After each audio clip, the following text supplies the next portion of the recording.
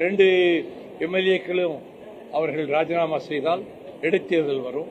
அப்படி ஒரு இடைத்தேர்தல் வந்தால் நானே உங்களுக்கு ஆதரவாக பிரச்சாரம் செய்வேன்னு அவர் சொன்னார். ஆனால் அந்த 2 பேர்கிட்ட சொன்னபோது செந்தில் செல்வன் பதிலே சொல்லலை. அவர் நேராக திமுக தான் இருக்க போறேன்னு போயிட்டாரு.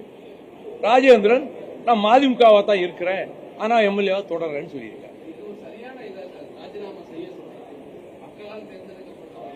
ஒன்றும் தப்பு கிடையாது, தப்பு ஒன்றும் கிடையாது. குதிரை பேரம் யார் பண்றா? குதிரை பேரம் நடத்துகிற கட்சி எது? குதிரை பேரம் நடத்தித்தான் இப்ப ஒரு எம்எல்ஏ கொண்டு போயிருக்காங்களா அவங்க? அது குதிரை பேரமா ஒட்டக பேரமா? குதிரை பேரமா ஒட்டக பேரமா? அதுக்கு பதில் சொல்லுங்க. என் கேள்விக்கு பதில் சொல்லுங்க. தோழர், நீங்க கேள்வி கேட்ட நான் கேட்கிற கேள்விக்கு பதில் சொல்லுங்க. இந்த ஒரு செந்தில் செல்வனை கொண்டு போயிருக்காங்களே, இது குதிரை பேரமா ஒட்டக பேரமா? இல்லை, நீங்க குதிரை பேரமா ஒட்டக பேரமா? அவங்க கட்சியில சேர்த்தது சேர்க்கிறதா தான் இவர் சொல்லிருக்காரு, நாங்க சேர்ந்துக்கணும்னு சொல்லி. அது நீங்க திமுகவுக்கு வக்காலத்து வாங்கினதுக்காக கேட்கிற கேள்விக்கெல்லாம் நான் பதில் சொல்ல முடியாது. அதற்கெல்லாம் நான் பதில் சொல்ல தயாராக இல்லை. இல்ல இல்ல, நான் பதில் சொல்ல வேண்டிய அவசியம் இல்லை. உங்களுக்கு நான் பதில் சொல்ல வேண்டிய அவசியம் இல்லை.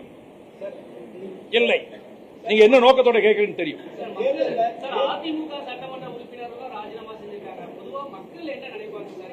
மக்கள் ஒண்ணும் நினைக்க மாட்டாங்க, நியாயம்னு நினைப்பாங்க, ஏத்துக்கிடுவாங்க.